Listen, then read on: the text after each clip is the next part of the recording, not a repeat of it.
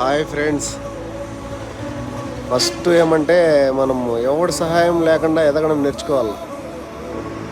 ఎవడు సహాయం చేయకపోతేనే మనం కరెక్ట్గా ఏ దారిలో పోవాలో ఆ దారి మనకు గుర్తొస్తుంది. మనం ఏదో పని చేయాలనుకుంటాం, మధ్యలో ఇంకోటి దూరి వాడు ఇంకో పని చెప్తాడు, ఆ పని చేద్దాం అనుకుంటాం, మన పని పక్కన పెడతాం. దానివల్ల మన పని మూలపడిపోతుంది, వాళ్ళు చెప్పిన పనిలో పోవాల్సి వస్తుంది. కాబట్టి ఎవడు సహాయం తీసుకోకుండా మనం సొంతంగా ఎదిగితేనే చాలా బాగుంటుంది. ఎవడైనా ఫ్రెండ్స్, నువ్వు చేస్తున్న పని ఎగతాళి చేస్తున్నాడంటే వాడు ఒక పనికి మాలిన వెధవతో సమానం.